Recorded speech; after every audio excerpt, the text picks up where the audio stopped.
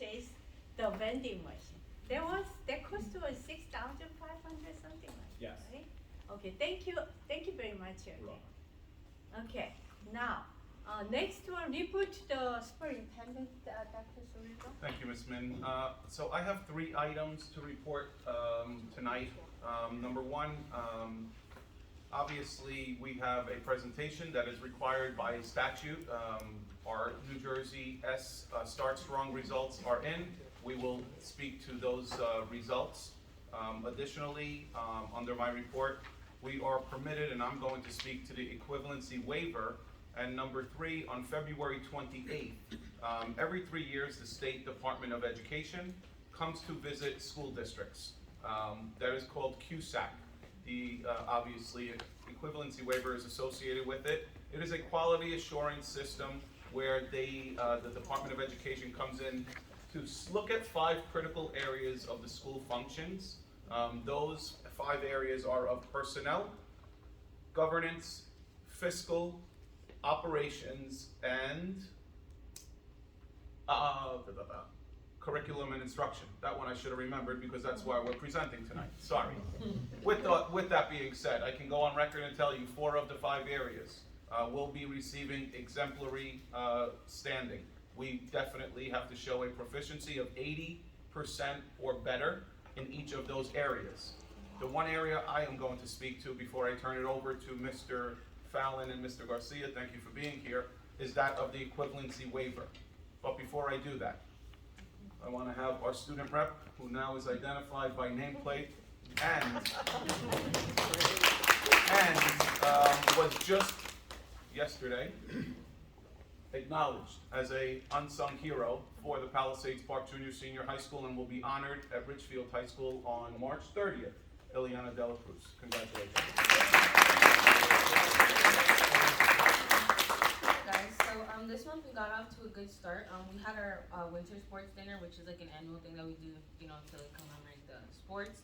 It was really nice to hear what the coaches had to say about their athletes. It was kind of a bittersweet moment though for the boys basketball team and for the dance team, since we have so many seniors that are going to be leaving. And we told the underclassmen that it's going to be like some big shoes to fill in. This week the juniors had their NJGPA testing, and I'm pretty sure it ended today.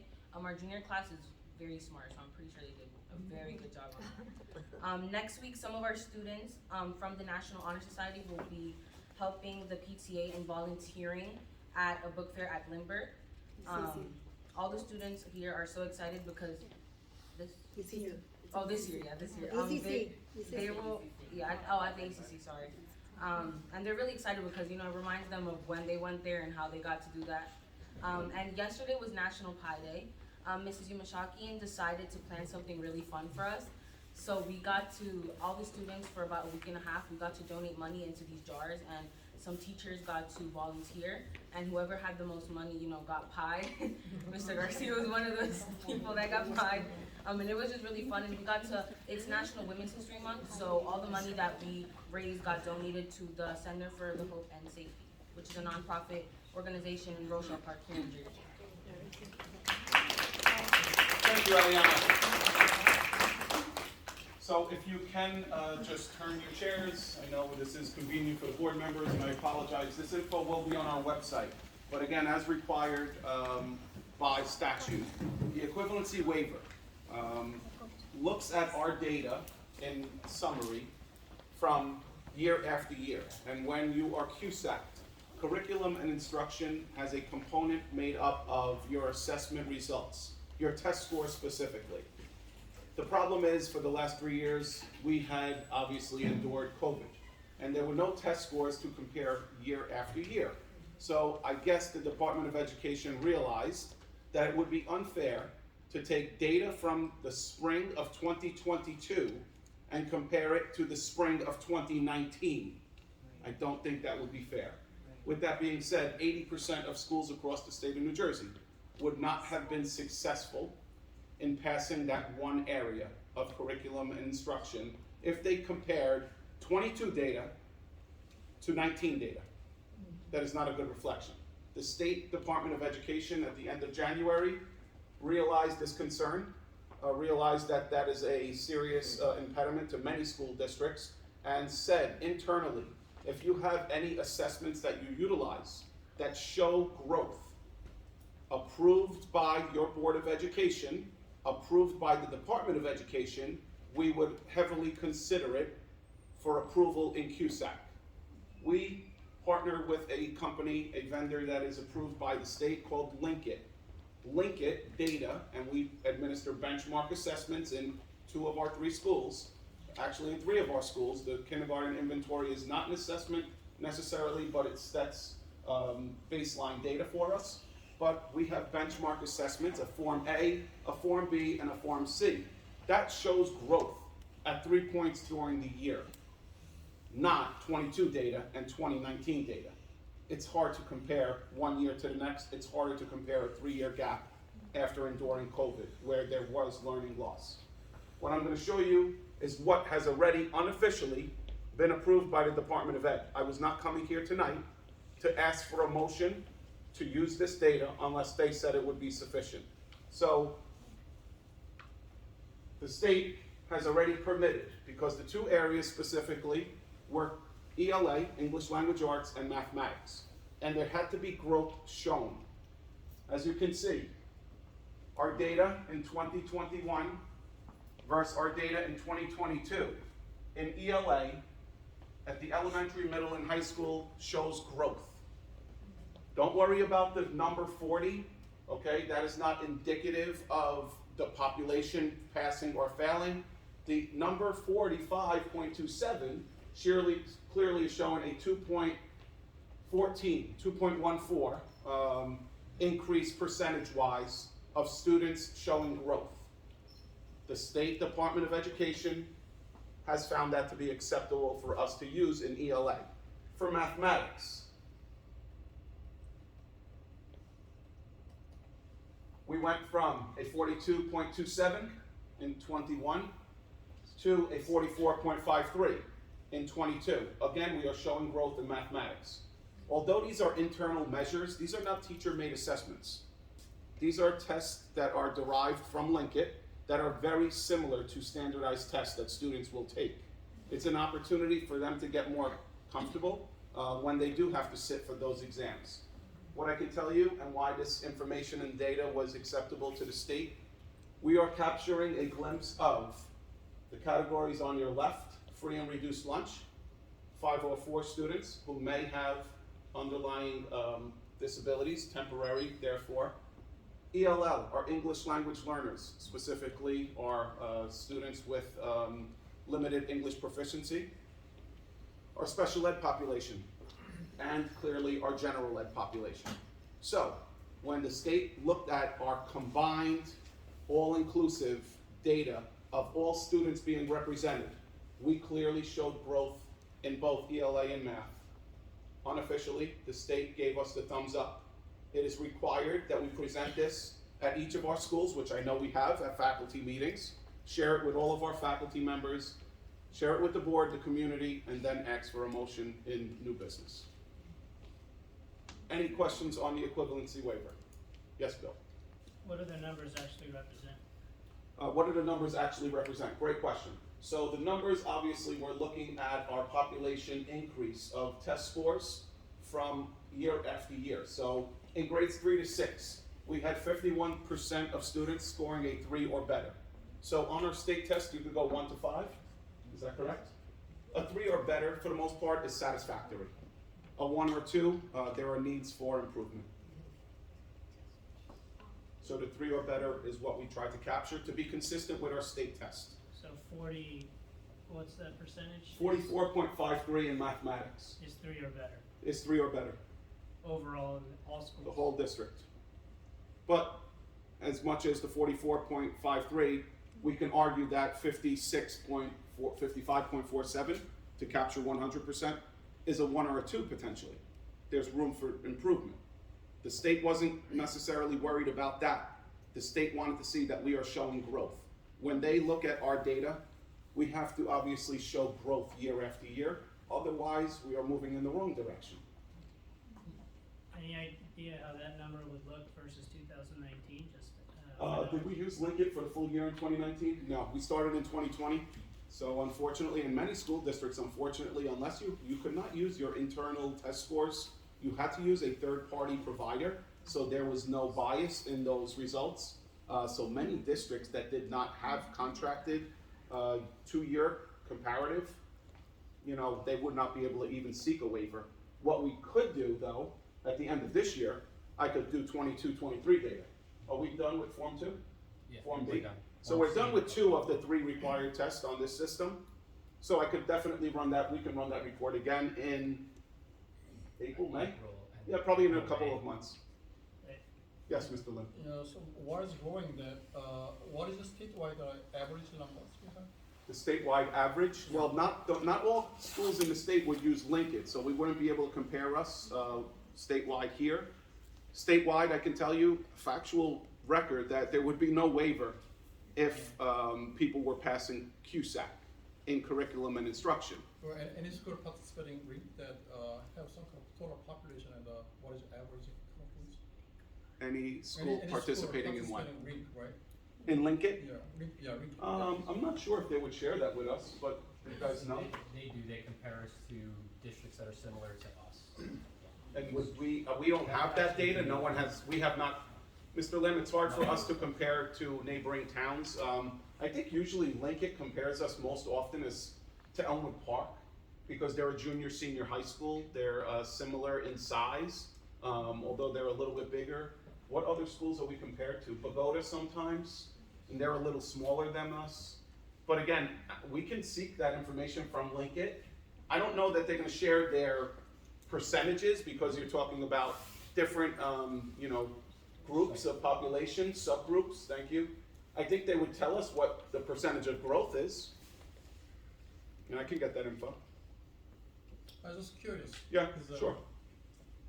Even though we are growing, well, compared to, overall average or other towns. Yeah, so Lincoln has never been used for this purpose. The truth is, Lincoln was used in our purposes to, one, let the student be acclimated to a standardized test, although it wasn't the actual test that they take in the coming months. But 2, we also wanted there are many factors on Lincoln that can identify strengths and weaknesses of students. And is a great indicator. I believe the Paramus schools use it. I know my children. Some of school districts don't use the Lincoln, but we can compare for NJSLA. Yes. So So we it's rather, you would upload your data like we But do, and not then we can make predictable analysis. Really, is what we want to do here. We want to take Form A, B, and C, and we want to say this is the areas that we are showing deficiency. This is where we need to concentrate. More focus on this subgroup of children, and then add to those concerns. We have identified many of those. I know we're going to talk about it in the next presentation on Start Strong. So, thank you.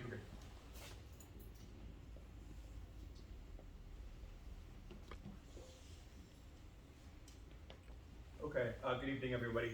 Andrew and I are going to be speaking tonight on the 2022 Start Strong assessments that we took in the fall of this school year. So the Start Strong assessments are brief, designed to maximize instructional time and quickly provide critical data to teachers and school leaders. The tests are based on a subset of prior year academic standards. So what that means is if I am a current 4th grader, I'm being tested on 3rd grade standards to see what was learned last year and where you're at. We presented this data in October of 2020 on the previous year. So this is our current year data compared to last year's data. And we tracked cohorts of students, so you would see 4th graders from last year to 5th grade this year to see the differences and the changes. And so and I believe Mr. Shin last year, or Mr. Lim asked a question, believe it or not, how did we compare to the previous year? Start Strong only started after COVID happened. There's a federal mandate that we administer a standardized assessment. You didn't hear this from me. Start Strong is going away. It's not official yet, but tomorrow I'll be at a conference with the Commissioner of Education, and we're expecting an announcement rather soon. There's no longer a need for Start Strong. There's no longer a need to test a student in the fall. We are doing spring assessments. We need to test them on what they've learned throughout the year. I'm sorry. No, it's good.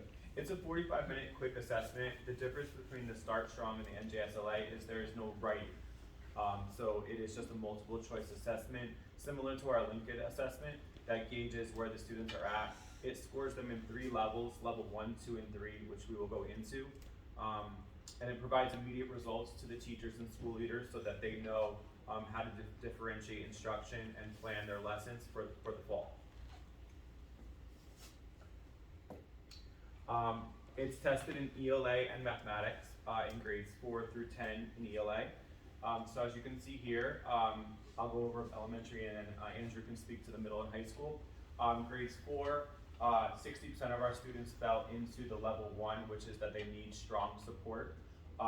Level 2 for 4th grade was 19%, and level 3, meaning they need less support, which means they're pretty much on level, we were at 21%. 5th grade, a little higher, 32% fell into the needs a lot of support category, 20% level 2, and 48% in level 3. 6th grade, 40% need strong support, 27% level 2, and 32% in level 3. These are our 2022 data, so this is going to be compared in the next slides to how the cohort did in the previous grade.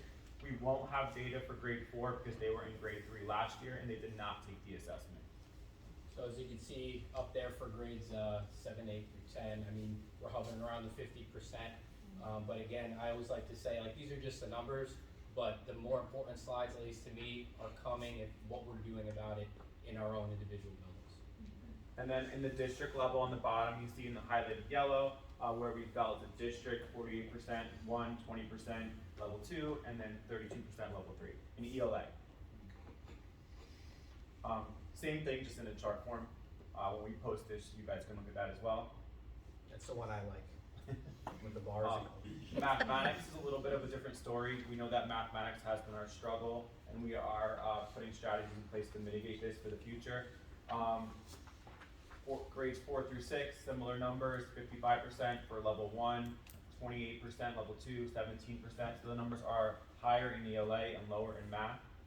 And then in the high school, they test in more concentrated areas, algebra 1, geometry, and algebra 2. So it's not broken down by grade level, but by content area by class.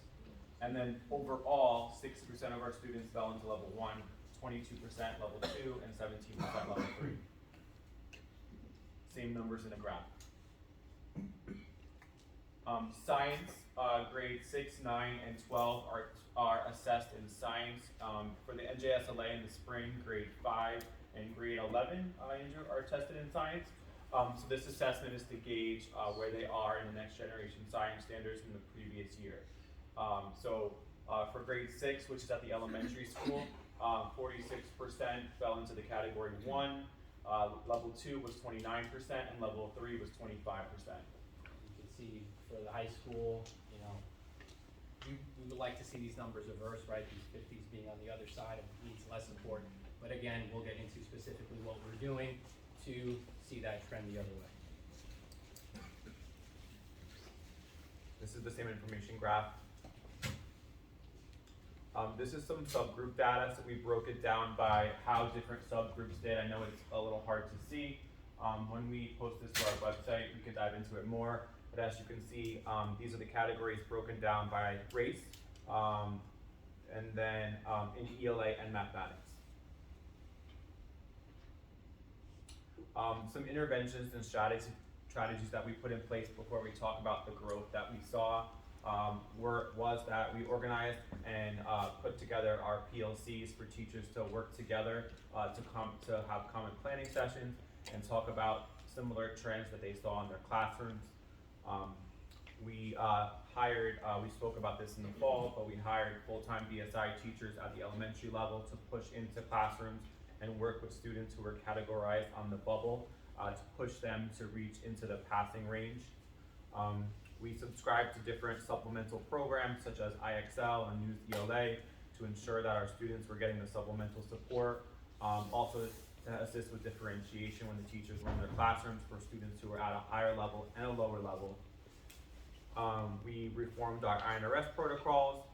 Those same BSI teachers put together morning groups, so those same students who were targeted during the day for our during school program were targeted for morning groups. So they came at 8 o'clock to work with the BSI teachers.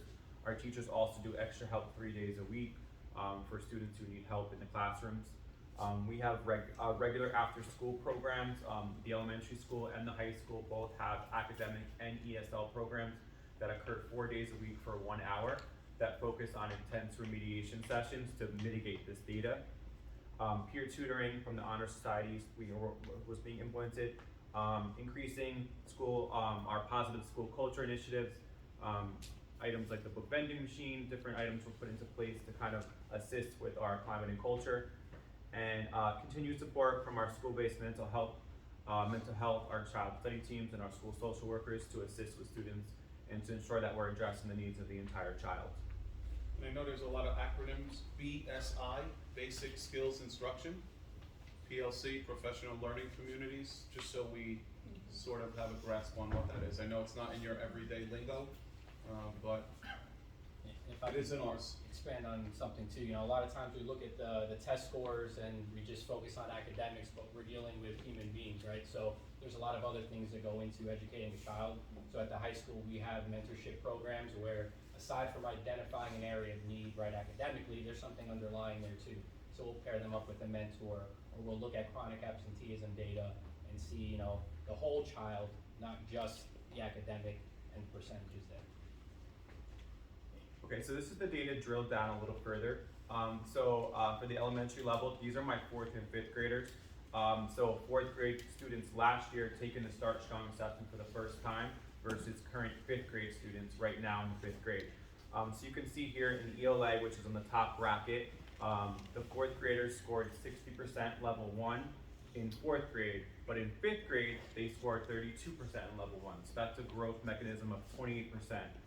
Green is indicated as good, red is indicated as not so good. So the negative is not a bad thing. In We're level actually- 1. In level 1. So we're decreasing the number of students that need much more support from 60 to 32. Yes. Thank you. Level 2, we went up 2 points, so you can see some of those level 1s filtered into level 2. But thankfully, most of those level 1s did filter into level 3, which is no support needed, so we jumped 20% for that particular grade in ELA. In mathematics, again, in level 1, we had a decrease of 7%, not as great, but still good. Level 2, we went up 1 point, and level 3, we went up 3 points. So this is definitely showing growth. This is the same cohort of students going from 4th grade to 5th grade in the same test in the next year.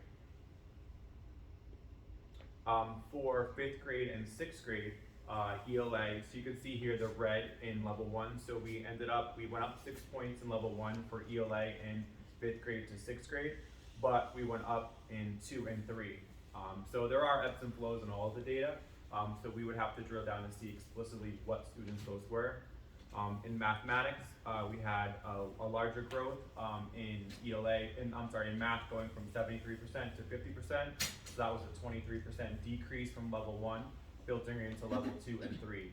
17% increase going to level 2, and a 6% increase going to level 3. And again, on the bottom here, I have level 1, 2, and 3, what they need. Obviously, we're aiming for level 3s, which is that they need less support, which would have a trajectory to be a level 4 or 5 on the NJSLA, which would be passing. Yeah, so if you're like me, I'm a humanities guy, I'm not a big numbers person, but the color code helps me, right? So when you see red, it's obviously not that great, you wanna move everybody, you see more green.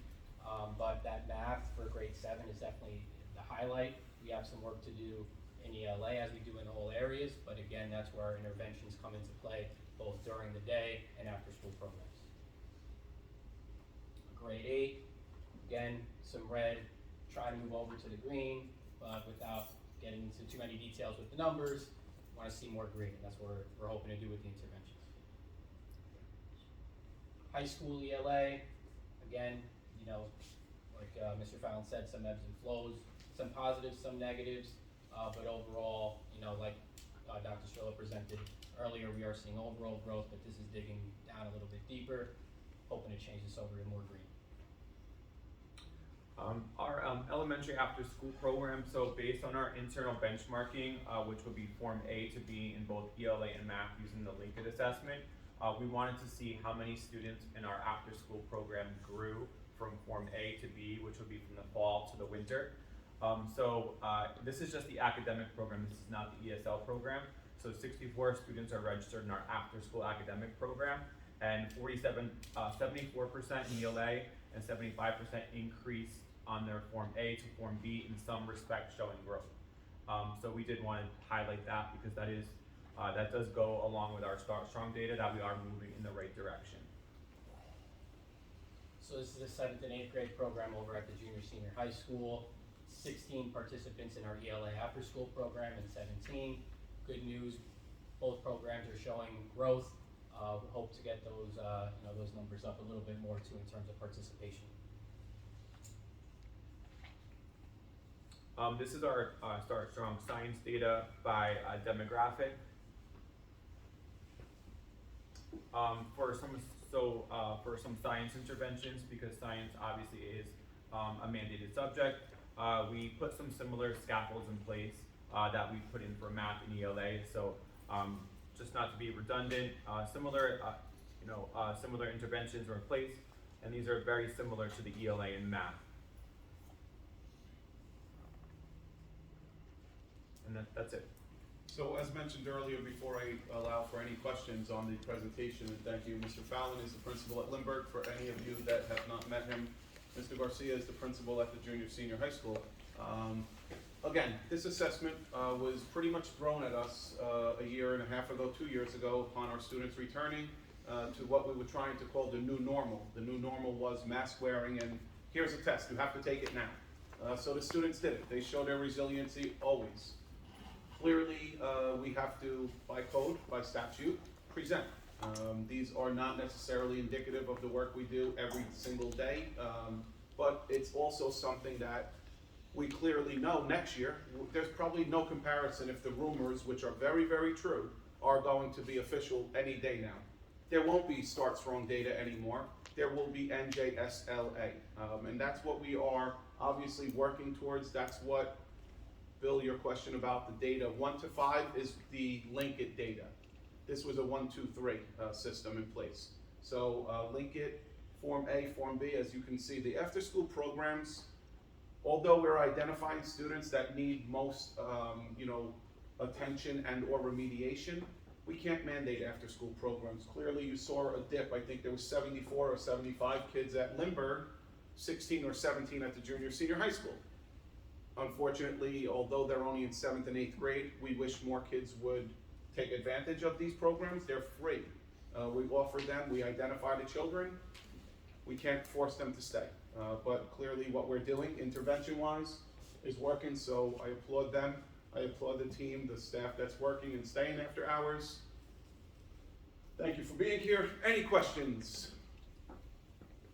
So these assessments are done before the start of the school year, the academic year? No, so September, upon their return, I think we have to administer like in the first 3 weeks or a month. September 30th. By September 30th. They would be reflections of their studies from the prior academic Previous year. Yeah. But I think there was this thing we all learned about, or maybe it was just me as a parent now. It's called summer slide. Has anyone ever heard of that? Oh, you heard of it, huh? So when the kids are home in July and August, I'm not sure that there's much retention. I don't remember what I did yesterday. Just imagine, think about 2 months off. This whole idea was really, and anyone that says differently would be lying to you.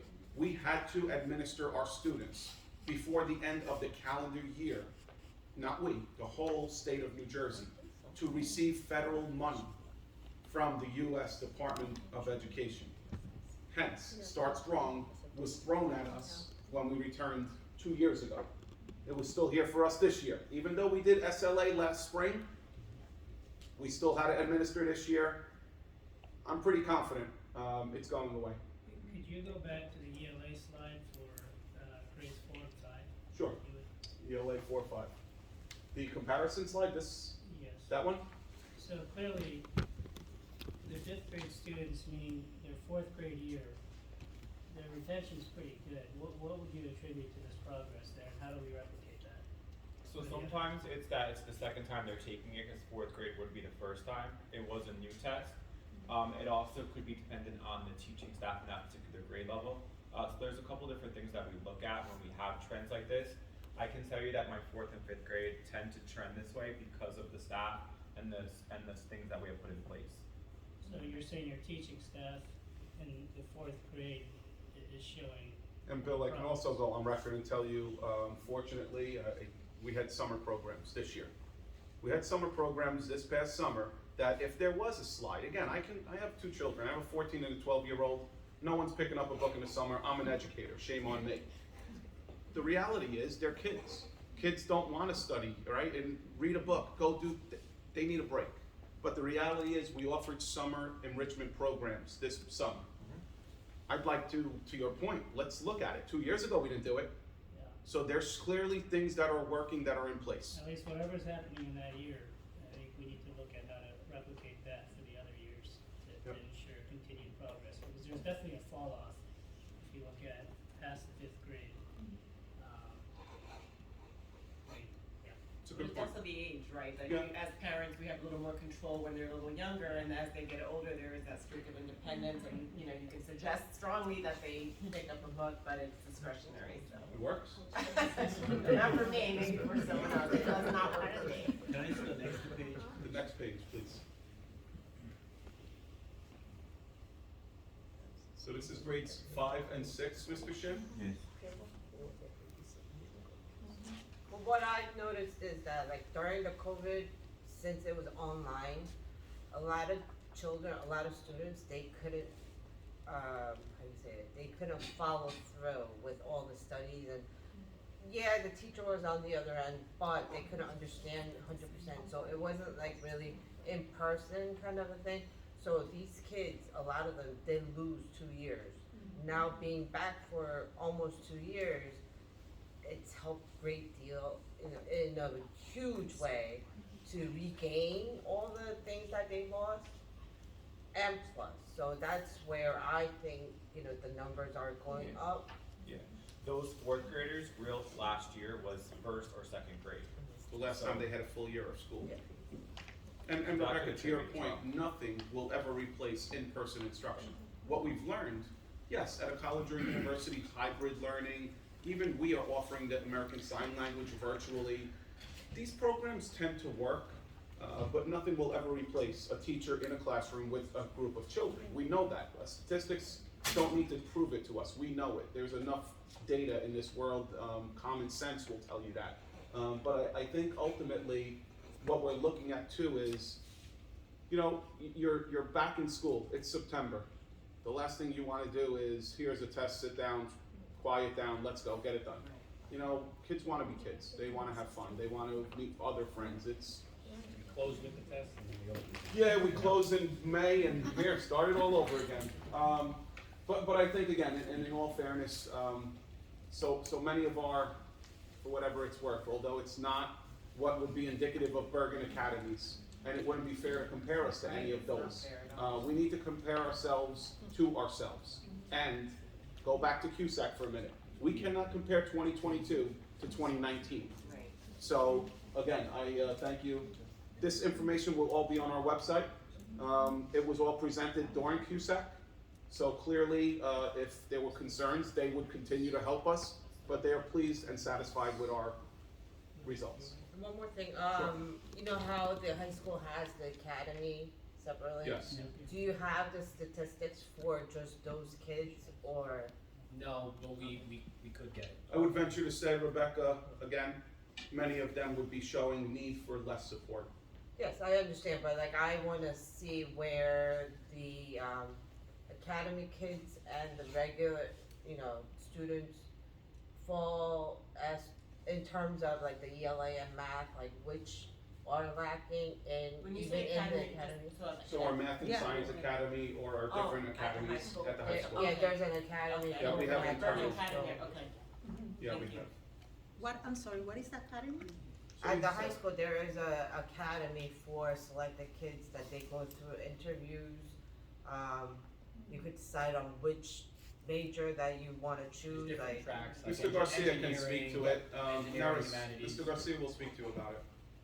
Oh, okay. And what grade is that for? So as students enter the 9th grade, they are eligible, and the 8th grade, there's a entrance exam. We just finished a round of interviews just last week for next year. So we interviewed the 8th graders for entrance into the academy as 9th graders. So to offer a potential, or dangle the carrot, to not lose all of our best high achievers to Bergen Academies, we want to offer something, and we want to accelerate their learning. We also know that not all children that leave us stay in those schools. They want to return. So we want to offer a program of study that is not necessarily just an honors program, but this is a higher track of students that are entering into the academy. Okay. I think Valerie told me about that issue. Yes, Mr. Shin. Maybe I didn't follow what you said exactly, but I have one question, ELA. Yes. The level 1 and level 2 is 27% and 47%, it makes 84%. Correct. But the level 1 is 40%, so out of 100, the 84% minus 84% is 16%. How that 40% came out? Sometimes depending on our ESL students won't take ELA. If you are not in the country for a certain amount of time, you are not required to take the assessment. The assessment is only given in one language. So Ms. Min is an ESL teacher. Just only take math. They only take And we have to mathematics. wait 2 So years. if the student is here, I think, and again, don't quote me, if the student is here for less than 6 months, I believe they are not required to take the ELA portion. So again, it might not be indicative of the whole group. So that happens only ELA, right? Because Only math, Math they are math required to makes take. exactly 100%. Math is required to take the test, yes. Okay, That's thank you. correct in your school as well. That's statewide. Yeah. Nice job. Thank you, guys. We'll get this on the website. If there's anything we have to tweak.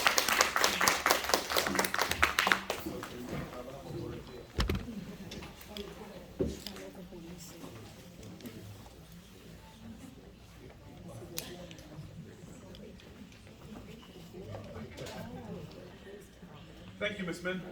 Thank you, everything. Thank you to our principal, administrator, again. So next, report of the board attorney, Mr. John Nickson. I have no report of substance. I just completed essentially my first 30 days, and the employment matters keep me busy. Okay. Okay, thank you. Now I'm going to move on to approval of board minutes. The first, okay. So approval of board minutes for December 15, 2022, regular meeting minutes. So do I have a motion on that? No, because to attorney that Mr. McCann, so usually this public meeting need to reflect. I'm sorry, maybe I can just Okay, so- listen, I'll just come closer. Sorry, to you so I can can hear speak you. up. It's okay, there's no microphone, so it's okay. Within public meetings, this like a working session needs to reflect the meeting minute as well, or just regular meeting minute is fine.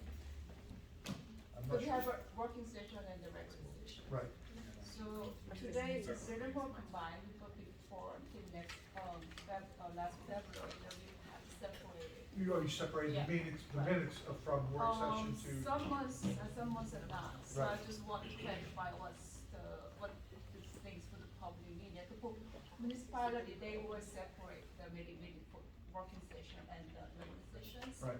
So what about the Board of Ed? So, when you're doing minutes of the meetings, you have to have minutes of the meetings. You can do a combined minutes, you could say, in one sheet of paper, one report of the minutes, we had a work session, and this was what was, you have a summary of what was discussed, you have the attendees of who attended, and then in the same report, you can say, and for the public session, this was the agenda, and this is a summary report, and these are the attendees. So you could do it in one report, but you have to have two separate sections. Okay, because when we discussed the working session, different comments Yes. from the regular session. Correct. So then this So, the minutes will reflect that this was the minutes for the working session, And the Yeah. minutes should reflect, these are the minutes for the public session. Thank you. You're welcome. Sorry, I couldn't hear you. I'm getting sorry, those- I'm trying to speak up this, thank you. And, well, based on what just Mr. McCann mentioned, that I really still need to ask, I'm sorry, Mr. Alex, I hope you don't feel offended, but I think this minute needs to be amended again. Which minutes Because are the you working referring to? session and regular session is. Can I just ask a question about that? You just mentioned that there needs to be separate minutes. The working session is a working session that is then formalized in the regular meeting, so it's unclear why we would have to have two separate meetings minutes when it's the same context, it's the same content. Oh, What so is the it? only thing I would add is that there should be something in the minutes that state, this was the agenda in the working session. And they're usually mirrored, just so Right. everyone, so it's usually the same, it's not one agenda for the work session and then a separate agenda for the regular meeting, it's the same agenda. Okay. Right, but the discussion is different. We're discussing the same agenda. Right, yeah, but the summary may be different, which is, again, it's not a requirement, it's a best practice Okay. issue, honestly. And, so it's mostly so that to comply with the Open Public Meetings Act, it brings more clarity to the average person who wants to pull up the minutes, say that's posted online. So, the point is that it is a separate session, and it has to indicate, it should indicate that as a best practice. But it's, It's just a brief summary of what was discussed in the work session and then, right, okay. right, and sometimes, you're right, they're gonna be almost identical, and sometimes not. Like tonight, you had this presentation, which was really substantive, and so the minutes should reflect, this presentation was given, and I think, And they weren't discussed in the work session they weren't at all, discussed, so, okay. exactly, that's exactly my point. Okay.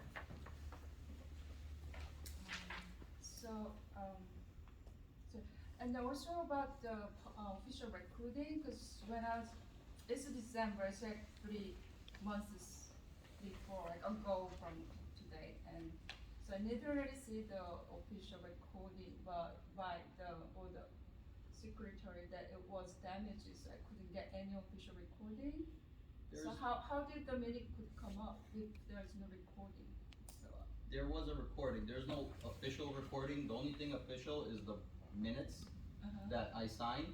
So there's no official recording. It's just a recording. There's no just voice recording or just video as they recording? record. Like I watched it on YouTube. I also watched it. I listened to it on the iPad, but I couldn't send it to you because we had an older iPad. So I sent you what I had. I believe I sent you the January recording.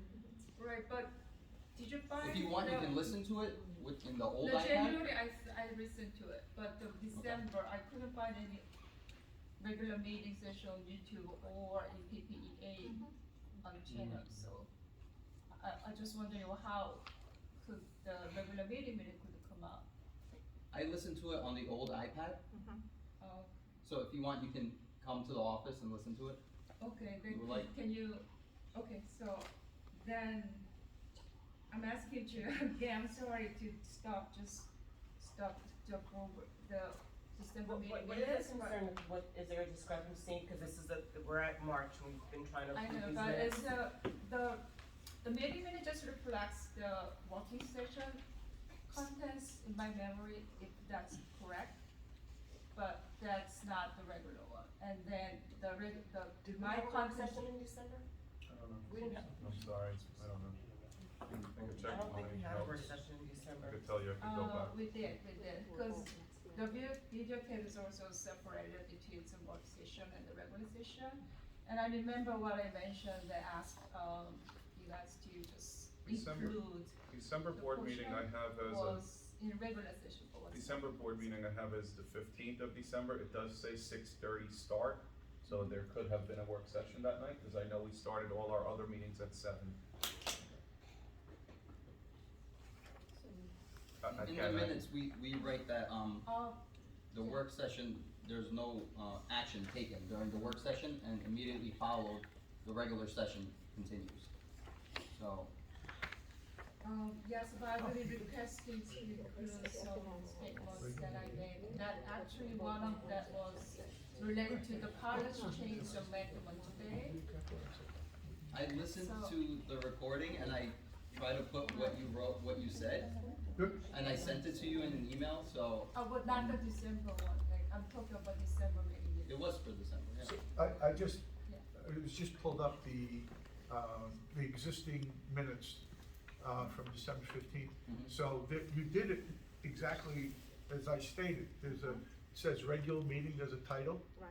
And then you go down one, essentially, not even a paragraph, but, 2 paragraphs down, and there's a line that delineates. A work session was called into order at 6:30 by the board president, and then the roll call was taken, and then they provided the content of the work session, as a summary. And so then they went, and there was a report of the president, a report of superintendent, et cetera. So they did it the correct Yeah, way. the formality is okay, but the contents that I mentioned in the, regular session was not included. What's the content that you're It's referring about to? these policy things that we just, talk about the amendment of the travel policy. Okay, That I initiated it, and then, we discussed about it. Few discussion was, come and go, but I have been requesting those parts to be included, and then it wasn't. I wasn't here, so I don't know what you're referring to, but what, It's- I mean, it's I- a is that- policy- it's- are you, when you're saying, as I'm looking at it, what is it, so that I understand, that, what is the discrepancy in the minutes? I have a bit, actually, I just, because we I'm don't really sorry, have much you time, can, so. you can tell me offline if you want, but I'm more than Okay, I happy to. have like the email transaction with the whole secretary regarding what needs to be amended. But I didn't really see the changes, that's why I'm just asking to. No, I'm just trying, what was it that you wanted to change? She has an email exchange, maybe she can share that with you. Oh, okay, fine. Ms. Chung, Yeah, maybe if you can share the email exchange with Mr. McCann, okay, would that be sufficient? And then he can provide or give you an opinion? okay. It has nothing to do with the resolution though, so I'm not sure, I included, I amended it, and Yeah, I changed but- it based on what you wanted, I'm not sure. But it's like cause and effect, those are conversation regarding on the agenda. That's a permanent public record, I want it to be accurate, if I see this is incorrect. Okay, That's why. so just share the email thing with me, and if you want, I'll come and listen to the presentation. Thank you. You're welcome. No one made it yet. So, can I make a motion for December 15, 2022? I'll make a motion for approval, just on the advice of council that it's compliant, with the requirements and the law. Well, I don't see how it's not compliant with what I just saw, so. Is there a second? Second. Any discussion? Hold Yeah, on. second, I'm sorry. Okay. Only the December old- 15th, only the old members can vote on it. No, that's correct. That's correct. My bad, sorry. Only previous So board we- members can vote, right? That's correct. Roll call, please. No, we need a second. Okay. Second, I have it. No, that was a new board member. I didn't hear, I couldn't hear. Bill, it was you, right? Yeah. Okay. You read that second, please. Ask for another second. Is there a second?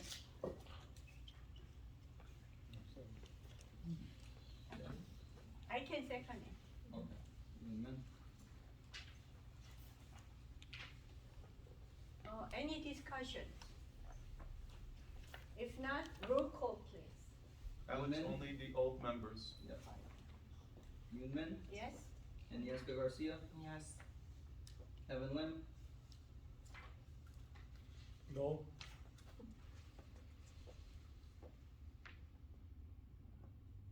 Sue Chung, No. Charlie Shin. No. Thank you. Ms. Chung, please share the email with Mr. McCann. Okay, Thank thank you. you. Okay, now second, January 24, 2023 regular meeting minutes and February 15, 2023 regular meeting minutes. Can I make a motion on that? I have a question to Mr. McCann. I'm sorry, it's just general question regarding the Robert's rules. So when a board member make the motion and was it was a meeting, it was agenda, it was toward like moved by and then make a motion by. Does that make any differences? We're just saying. It says moved by. No, it doesn't matter. Moved Doesn't is No, matter. it's the same thing. Okay, because Same it was. Yep. Up and down, so I was sure. Yep. Thank you. You're welcome.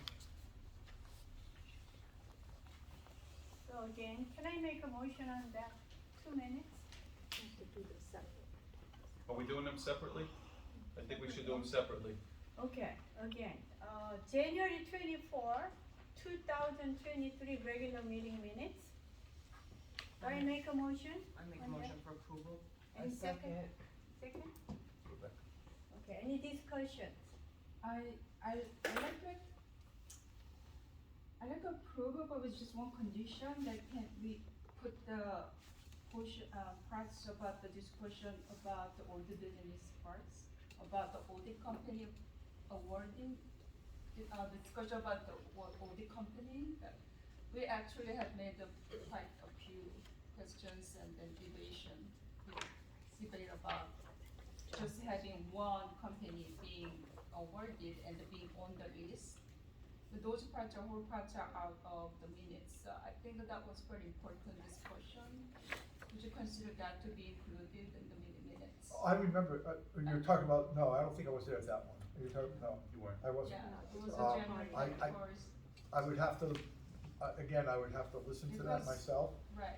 to determine that, but I can tell you this, while you were, I looked up what the statute in New Jersey requires for minutes.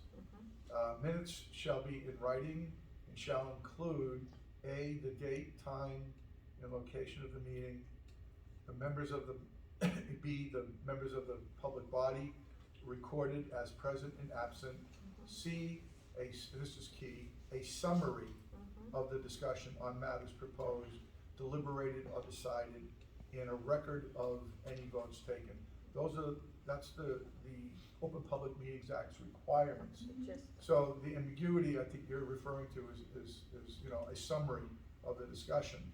And it's not a factual recitation, it's a summary of actions that are taken, not Right. all encompassing discussion points. So, for example, if there was a discussion on, to pick an ice cream truck vendor, and there was 5 vendors discussed, and it was agreed upon to select one vendor, your minutes would not necessarily have to include the 4 you didn't select. Yeah. The minutes have to reflect Right. the vendor that you did select. Yeah. Right. So, if that, is that, I think that should be helpful. Yeah, I agree with it, and I understand. I just say that this, having one audit company being listed, that a few board members, at least we expresses a really big concern about having just one person, one company on the list. So that Oh, discussion. I think you said something about that in the last meeting too. I think you're referring to, yeah, I remember that, I was here for that. And what I can tell you is that, again, if you didn't take any action on that company, it's really not germane to the minutes. I wouldn't think so. Well, it's not mandatory, but I'm just asking. You know, I how think- you other board members consider it's. Well, it's not for me to decide what I only can give you the guidance under the statute, and what is required is what's germane, and what is germane is what you acted on, not what you didn't act on. Does that help? Yeah. Okay, Thank you. you're welcome. Okay, There should be a roll call. okay, roll call please. Yulin, Yes?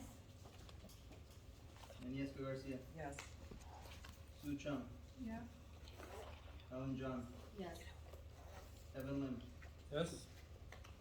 Rebecca Lee, Yes. Anthony Kim. Yes. William Kim. Yes. Charlie Shin. Yeah. Okay, thank you. February 15, 2023 regular meeting minutes. Can I make a motion on that? I make a motion for approval. Any second? What about the what audience's name, wrong name on it? That's can just ask, You mean if there's an incorrect name right? in the meeting, well, that should be corrected. Okay. So I'm suggesting that to be corrected. So with that condition, I. Okay, Alex, can you So hear? you said, cause there was just, February? that's for February. We still need a second. Yeah, we still need a second. So were you seconding it? Our second, yeah, Any discussion? with the condition. So now that we're in discussion, Yep. there's a condition that there's a misspelling on an audience participant's name. So I guess that would be the condition, so long that the name is Correct. corrected. Accurate. Condition was, February? Is it a spelling of the I name? think it's February, I'm sorry, not February, that's January, I'm just confused with the January, February. Yeah. I'm sorry, that name is January, I'm sorry. February is Go different, back into that. different audience. Oh, no, you That was don't. approved, right? No, it's a minstrel. It's great. So let me be clear, you don't have to redo that. Right, It's a minstrel change, and the statute requires that you have to record the names of the people who attended. And if someone spoke from the public, that's gonna be someone who attended the meeting, so it's a minstrel, you don't have to re-vote on it. Alex will I'll just ask Alex to fix the name. and Okay, it's thank done. you. You're welcome. So we will go on. So any discussion for, do you have any? yeah, I'm sorry, this is again about the audience first, and then, Are we on February 15th? yeah, February 15 minutes. That was actually about some parent raised questions regarding the special education therapy stuff. That I can explain to the board secretary, because this is incorrect, so I think it's just about corrections of the contents. Maybe it's because it's about the special needs therapy stuff, but that needs to be, it's incorrect. Oh, you gotta, So the nature of the context, again, we're back in the summary, Yep. is the concern that we are not dictating or memorializing it as per Yeah, the because, discussion. the parents, they, I don't know if they all received this, and they put the parents who raised the question is here in, as audience today, I don't know, but that I clearly remember that it was correct. right, so what's wrong with the summary? And Right, it's, so that I understand. okay, so this Dr. Vasquez was not mentioned for the speech therapy. So it's at the last page, page 12 of 12, and then second line from the top. Susan recommended a program the district use to offer by Dr. Vasquez. Well, who's- There's a discussion point at the top of the page. This first bullet point talked about HVAC project is weather dependent. The district is seeking an outsource of a speech therapist. Sue Chung recommended a program that the district use to offer by Dr. Vasquez for speech therapy. No, I didn't say that, and it's very, I never meant to say this one. I don't know, maybe it's just, Well, you said it's there. What you said just now is there. So I'll just leave it to a vote. I mean, again, the content is not for me to decide. It's for the board to decide. And well, it's very simple to compare to the utility. It's going to be very simple. no, I'm gonna go back to December for you and listen to the audio and get your email. But still, the content vote is still up to the board. And those for December, who's eligible to vote. So, the objection is on the floor to you, so you can ask for a motion to And if there's anything else, you can ask if there's anything I else you want asked to for add. already motion and Okay. then seconded, so can we roll call? Take a vote. Okay. Yunmin, Yes. Agnieszka Garcia, Yes. Sue Chung, No. Helen John, Yes. Kevin Lim, No, Rebecca Lee, Yes. Anthony Kim, yes. William Kim, Yes. Charlie Shin. Yes. Thank you. Yes. Motion Okay, thank you very much. And now we are going to move on the committee appointments. Okay, the first finance committee, William Kim, please. There are 18 resolutions before us from the Finance Committee. Make a motion for consent agenda. Items 1 through 18. Any second. second? I'll second. Okay. Any discussion? Roll call, please. Yunmin, Yes. Agnieszka Garcia, Yes. Sue Chung, Yes. Helen John, Yes. Kevin Lim, Yes. Rebecca Lee, Yes. Anthony Kim, Yes. William Kim, Yes. Charlie Shin. Yes. Thank you. Okay, next will be building and ground committee. Anthony Kim, please. I have, 5 items to, make motion consent. I'll second. Any discussion? Roll call, please. Yunmin, Yes.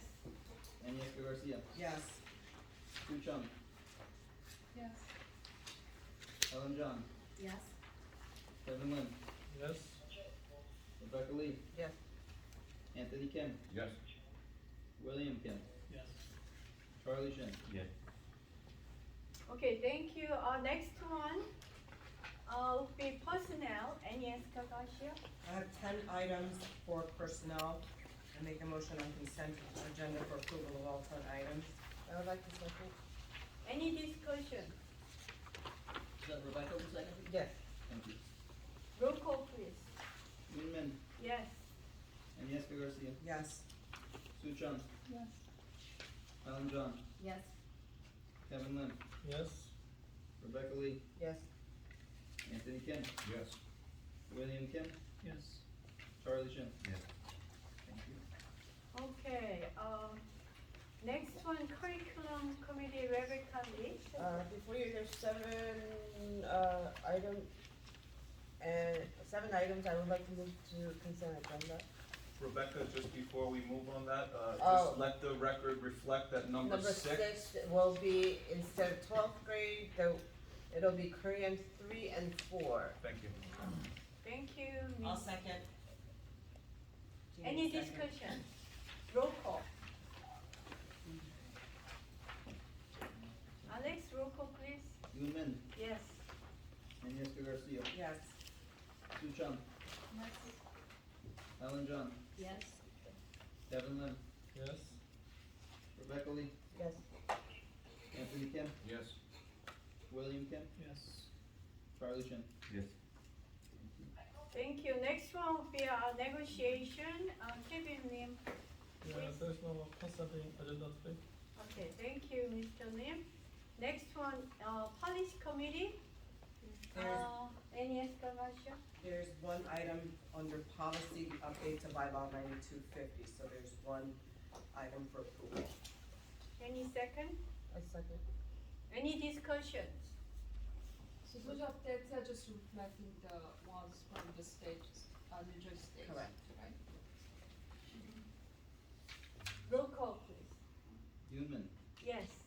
Agnieszka Garcia, Yes. Sue Chung, Yes. Helen John, Yes. Kevin Lim, Yes. Rebecca Lee, Yes. Anthony Kim, Yes. William Kim, Yes. Charlie Shin. Yes. Okay, thank you. Next one will be NJ School, both liaison, alternate, Susan. I don't have a report. Okay, thank you. Let's move on to county school board rep, alternate. Helen, You like to report? okay, thank you. Now next will be into old business. Is there any old business? Okay, let's move on to new business. I Okay. do have one motion, Madam President, as per my presentation and as required by the Department of Education, in order to satisfy the requirement of CUSAC and to remain compliant in instruction and programming. I ask the board to consider our submission of the CUSAC waiver that will show our data that showed growth from 2021, 2022 to 2020, 2021. I need a motion, a second, and a roll call, please. Do I make a motion? I'll make a motion to submit the CUSAC waiver. Okay, second? I'll second. Okay, any discussion? Roll call, please. Newman, Yes? Iniesta Garcia, Yes. Sue Chung, Alan John, Yes. Kevin Lim, Yes. Rebecca Lee, Yes. Anthony Kim, Yes. William Kim, Okay, Charlie Shin. thank you very much. Can I make a Thank motion? you. Hold on, before we go to audience participation, very important to note, we have a budget hearing, and it may need to alter our regular scheduled April meeting. The budget hearing cannot be had before April 24th. That must be concluded by May 8th. So we have a window from April 24th to May 8th. We have a regular scheduled Board of Education meeting, I believe on April 16th, correct. I'm glad she still comes to these meetings. April 19th, she's wrong. April 19th.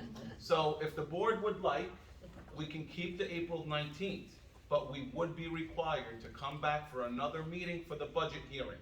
Otherwise, what we've done in the past, we push our board meeting back at least 1 week so we can obviously advertise a budget hearing and a regular meeting to be followed after. So it would have to be voted on for approval tonight. Again, I don't know what your schedules look like for that following week. But we tonight have a resolution to submit our budget. After the State Department of Ed reviews it, makes any recommendations, we obviously will oblige. Then it comes to the public for a hearing, not a vote. We do a hearing for the full submission of our budget for 23-24.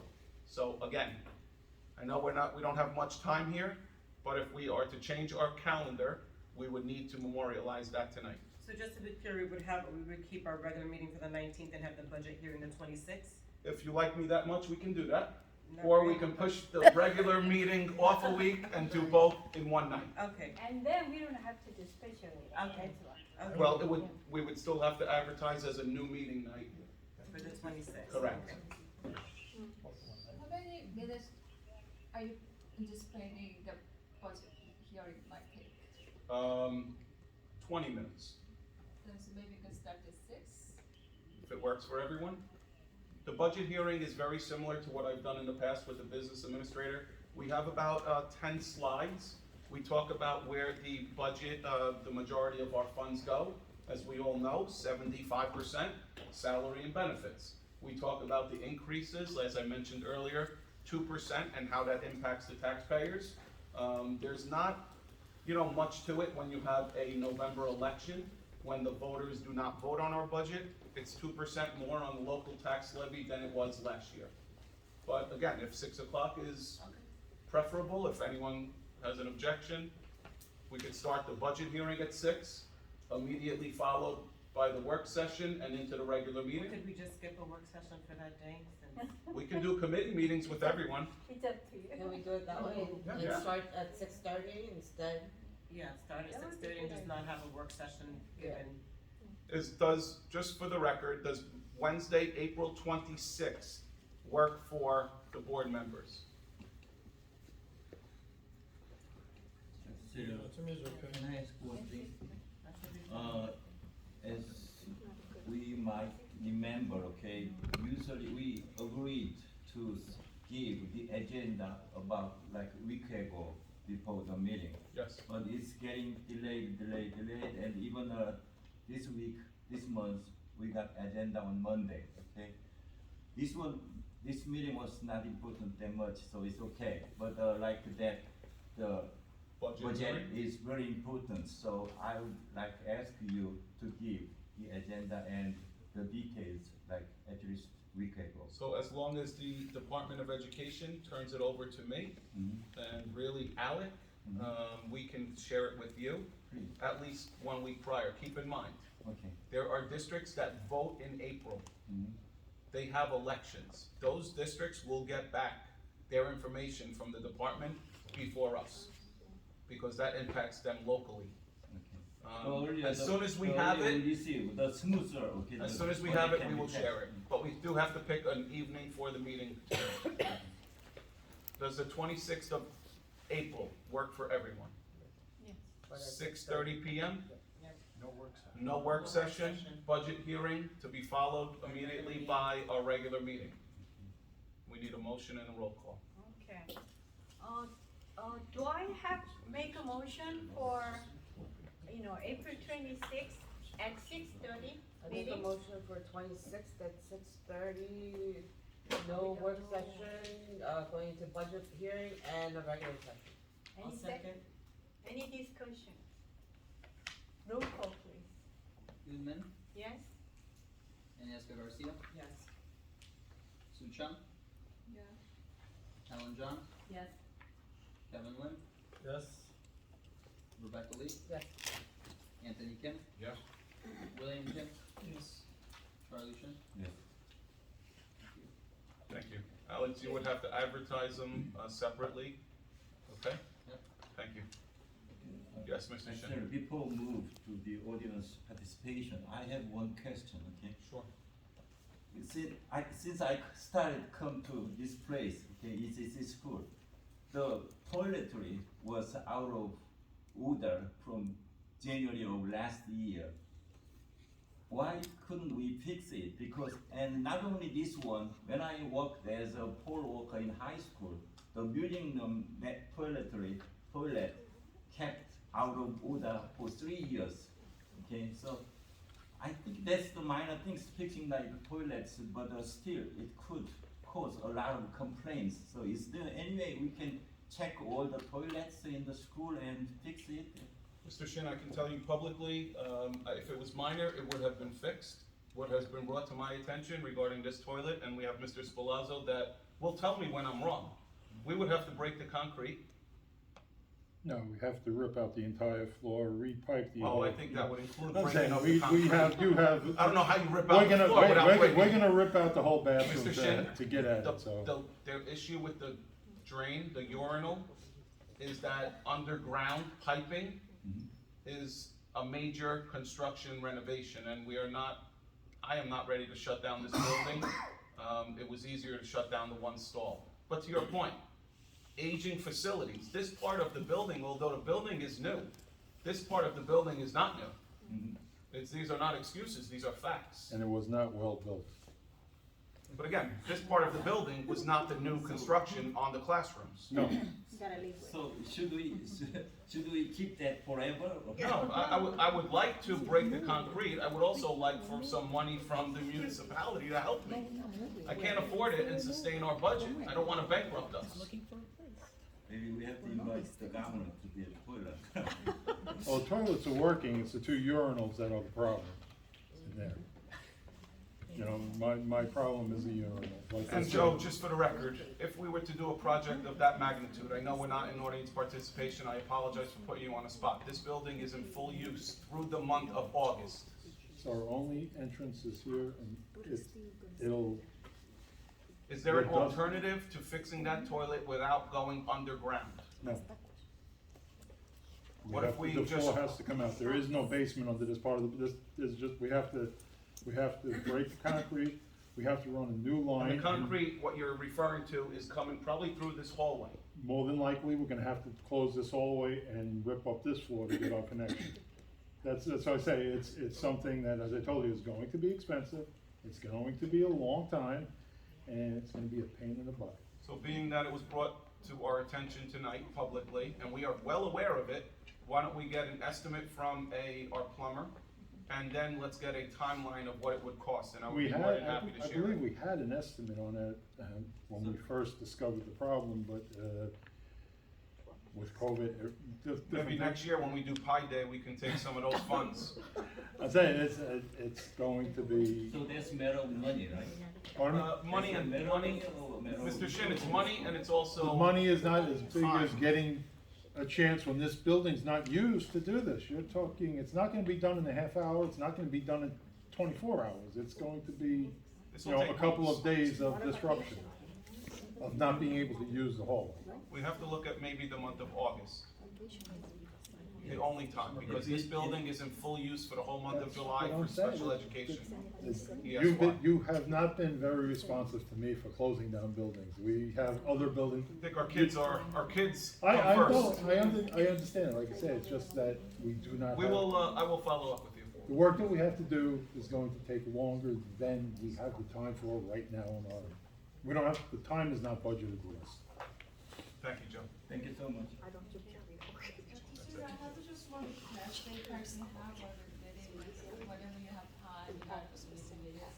I don't always want to bring this issue and that still I have to just see the minutes of February that I didn't say this and it wasn't there. It's a permanent record that I'm very not happy about. So can we discuss how we You and can I, you prevent wanna this? meet to discuss the Yeah, I think minutes? we can make an argument. Yeah, I think, John, if you wanna have a meeting to discuss the minutes, yeah, I think we can do something. No problem. And one more thing I have to add is, okay, since for 30 years, we didn't change any the number of the committees, but now we just had the new committee, okay? Since this new committee, okay, next time when the new chairperson comes, okay, I'd like to get the instruction of that, the committee, like job description or what the role would be, okay, for the future works. Sometimes some committee works duplicated, like building and finance, sometimes it's duplicated, so it makes it causes some confusion. So this time, when the new committee starts, okay, I'd like to get instruction on what the role of the new committee is, so. can we Alex, get I think, some kind if of you things? don't mind, make a note to reach out to New Jersey school boards, ask them for, it's not a job responsibility, but it's necessarily, it would be something indicative of the roles and responsibilities of the committees, and then you can share them with all the board members, regardless of what committee they're on. Thank you. You're welcome. I'm finished, okay. I'll close my mouth. Thank you, Mr. Shin. Now, can I make a motion to open, audience participation? 1 minute, right? I need a motion. 2 minutes. 3 minutes. Okay, 3 Motion to minutes open for audience each participation. person. I second. All in favor? Aye. Sorry, Yes. Yamiri Rivera, 5 Talkland Avenue. Sorry, this was a really long meeting, so I have a few questions now. With the 1.3 million in the grant, is that going to will tuition be waived for ECC again because of that grant? I know parents have been 100 asking. Oh, I'm not allowed to answer. Right, okay, Please. sorry, yes, I forgot, okay. The next question is summer program, I know it was approved for ECC, does that include IEPs? Third question, I noticed there's a lot of trips here for the older children, will there be trips for the younger children, like Lindbergh and ECC? And then the last question came about when he was asking about the bathrooms, why is it relevant if we're looking into a new facility? And that led me to the last thing, is the plan to move the entire pre-K and K program to another facility, or are they being split up? That's it, thank you.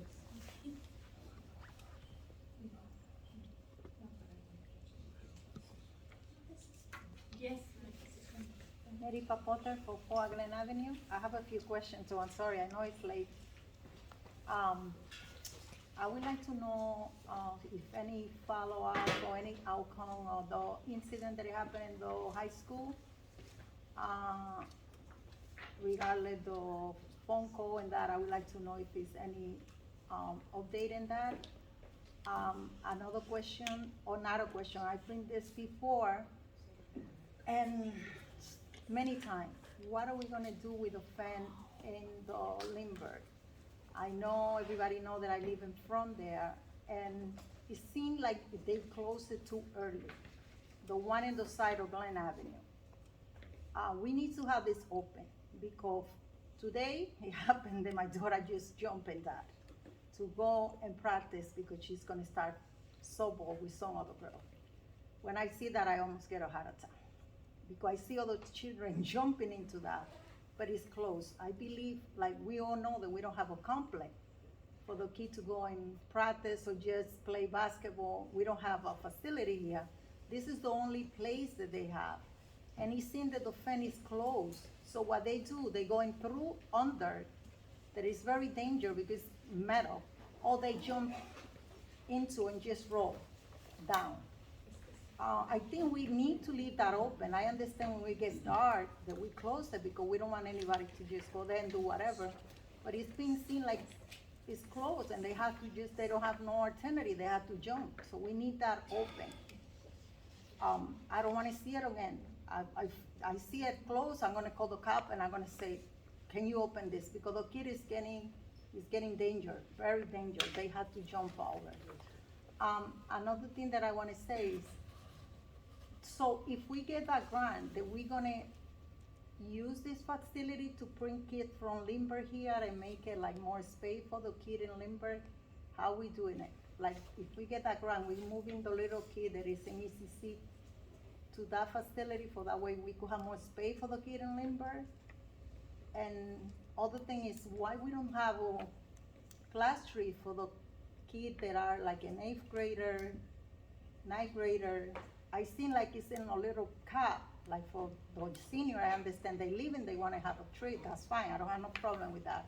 But I don't see, we don't have any kind of class tree for like the kids that are in other grader, like the younger kid. Okay. Good evening, my name is Liza Cho, and I live on Central Boulevard, and my kids love their teachers and attending ECC, so thank you to Dr. Cirillo, all of you board members, and for all the creative activities, for your efforts. And I also wanted to mention, I had a really good experience with Principal Romero, Mrs. Fierro, and the behaviorist, Mr. Luis, in resolving an issue that I recently had with the school, so really appreciate that. I just wanted to share my experience with trying to obtain special education services for my younger son, who has a language disorder, gross and fine motor delays, and sensory processing differences. I believe that a more nuanced perspective of disabilities, particularly language disorders and sensory processing disorders, among other disabilities, is needed here at the district so that children with special needs are provided with the services that they need to develop to their full potential. My son attends the Pal Park ECC. He's in pre-K3 and has currently an IEP for physical therapy. When my son was 2, he was diagnosed with a language disorder and received 5 days of therapy a week through early intervention. When he turned 3, I hoped for a smooth transition of services from early intervention to the school district as provided for in the IDEA Act. But instead, the district initially declined to even evaluate my son, finding that he did not even qualify for an assessment of special needs. Upon appeal and mediation, the district agreed to conduct an evaluation, but while they approved physical therapy for my son, the district ultimately declined to provide speech services. I then had my son evaluated again by a private speech therapist who found that his language skills put him at the first percentile compared to his peers. The Palisades Park School District has consistently denied him services when therapists from early intervention, from private speech practices, and his developmental pediatrician, who is well respected and known in Bergen County, have all recognized that he is severely delayed in his language disorder. I have been told the following problematic statements by the child study team. 1, my son's speech delay may be due to being a multilingual home, which is an assumption because we are actually a monolingual home. Number 2, the delay may be due to COVID and the milestones have been lowered, in which case resources should be directed to address the impact of the pandemic rather than lowering the standards for who can receive services. And moreover, speech delays were a common issue even before the pandemic. 3, I should see an ENT and audiologist. I have done both and they have said that there are no concerns in their area of specialty. And 4, there are kids who are nonverbal, suggesting that my son is not sufficiently behind to receive services. However, both children who are nonverbal and children who are verbal but have severe language delays may be entitled to services under the IDEA Act. What I hear in these messages are a refusal to recognize my son's condition for what it is, a language disorder requiring services. Because my son has strengths, is verbal, and does not exhibit aggressive behaviors at school, it feels to me as though he is being passed over for services that he needs to be prepared for his future. My experience has also been characterized by delay. I had a meeting earlier this year, January 9th, where the child study team agreed to evaluate him for speech again. But then they required an audiology exam and report, delaying the evaluation by a month. It is mid-March now. I still have not heard back regarding the evaluation date, over 30 days after I signed the consent form for evaluation. At this rate, even if he is evaluated and approved for services, the earliest he would receive services would be in late April. That means almost a year will have passed since early intervention ended, and this at such a critical age for speech development.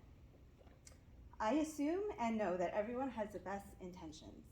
My experience with the child study team has been very positive, actually, and everyone has been very professional and clearly very hardworking.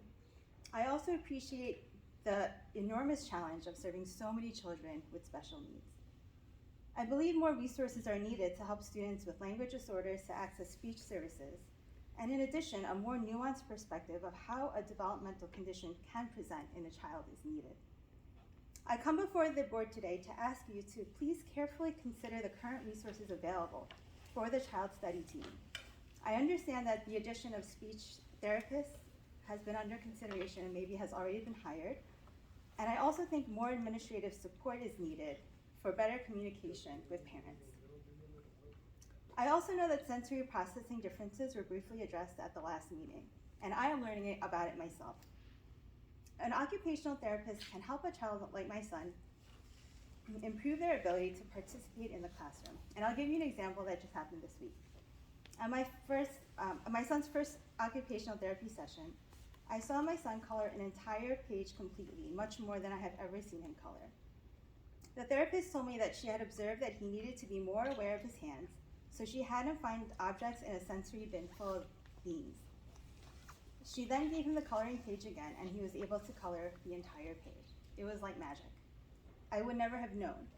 But this is how important and effective awareness of a child's sensory needs can be to his or her education. I hope more attention can be placed on the sensory needs of children with special needs, and that it will be considered a basis for receiving occupational therapy, even for kids who pass all the other milestones like cutting and coloring and sitting through class. I believe that a more nuanced understanding of speech disorders, other disabilities including gross and fine motor skills, and sensory processing disorders is needed so that children are provided with the services that they need to flourish and thrive in this district. Thank you for your time. Okay, any other?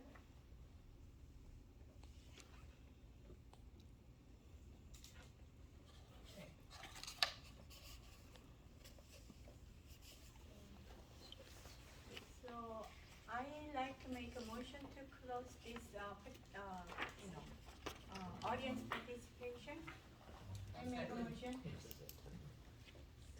Second. All in favor? Aye. Good. I will do my best to answer the questions in the order that I think I tried to write them down. So to Ms. Rivera, number one, the pre-K will again be free. We are obviously permitted to offer that to 90 students at this point as per our application. I have reached out to the Department of Education because we know there's a wait list to see if they would grant us additional seats. Clearly, we would require additional money from them. Of course, they would immediately tell us run it if there was no money, but they need to see if there's money that they can allocate to that. As far as summer IEPs, absolutely, 100%. If it is in an IEP, children will receive services in the month of July. Usually we start, because teachers are required to work 185 days, They usually are required to work 2 additional days at the end of our school year. So after those 2 days, we usually start our summer programs. We are tentatively looking at some start dates. What I've always done in my 10 years of superintendency is at the April meeting, we discuss when our projected graduation dates are. And at that point, we can make assumptions as to when summer school will begin. Number 3, as far as field trips, I know ideally as the warmer weather months come before us, we see more and more field trips. Tonight we saw a whole group of them. This is not solely, I know it looks like they're mainly high school trips. There was, I think, some for Lindbergh today. I know children from out in Lindbergh will go to Peak next month, so these are very exciting times that we're getting back to that, normal routine. But I can guarantee to you that we will be continuing field trips across the board for all students, so long teachers request it and it is aligned to our curriculum. As far as the bathroom goes, I can tell you on record, whatever facility we are in, we need to make sure that the bathrooms are functioning. And we are definitely going to have to use this facility regardless of whether we go elsewhere or not. Speaking of going elsewhere, the plan to move pre-K, I don't know who started it. Maybe the same person that said I was leaving. But I'm not going anywhere, and nor is the pre-K. Now, can we fit 6 more classes in this building right now? No. I'm not sure where they would go. I have said publicly, we have to look at other providers in Palisades Park. I have gone to those providers. I have engaged in conversation. I thank Mr. Kim for assisting me in this endeavor.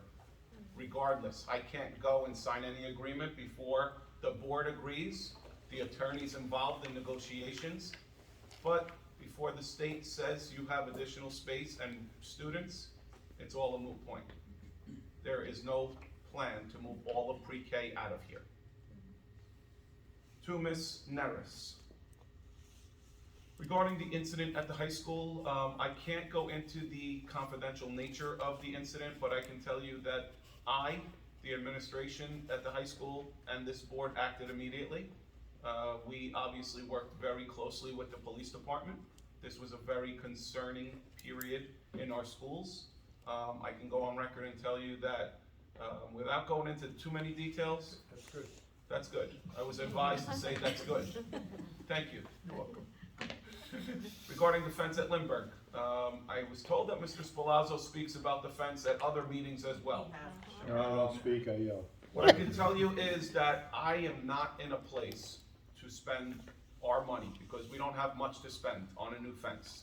It's not a new fence, it's, Mr. Velasco, it's the locker. So, Of the door, Mary, open the Mary, locker. we can't go back and forth Yeah, here. but I I know, want we you talk to after. guys know that it's not So the is it the fence. gate that the children are Yes, it's entering? locked. Okay, perfect. That's it, simple. So it's not the open fence, it's the Saying gate. that the gate is locked. it. Yeah, Got it. Here's the issue. that's it. Here's the issue. I've talked to the police department. Yeah. We can't just leave these areas unattended. We need to have supervision. I can't open up our schools because I understand there's not enough playgrounds. I wish there was more, but I also know we need to work together. There's a school safety committee that's formed. I will take board But they members. still go We inside. can't go back and forth. I know, but if they We still can't. go inside. Okay, I apologize. So leave it open. Call the police. That way I you can't can leave it have- open.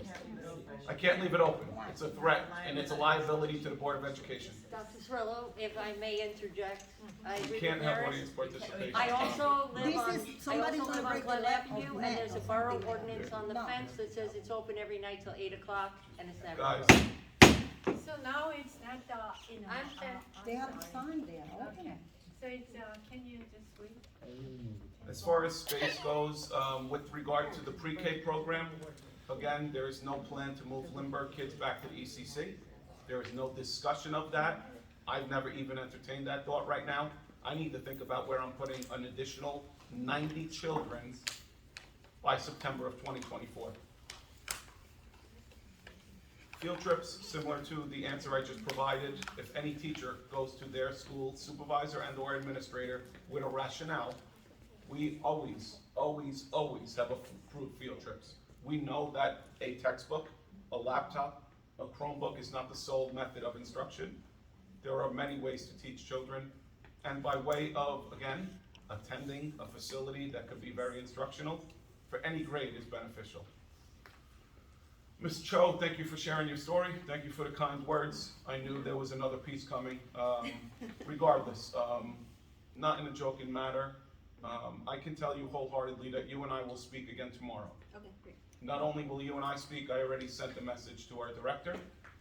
I need to expedite everything and anything we can do for your son, regardless of that.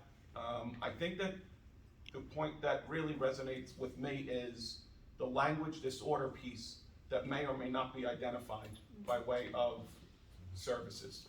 And I can't change what the code speaks to, but I know I can offer, by way of our team, additional services. And if we can get that in an IEP, I know it's a legal document. If it works, why aren't we helping? We are actively seeking a speech therapist. I said it last month. I say it again today.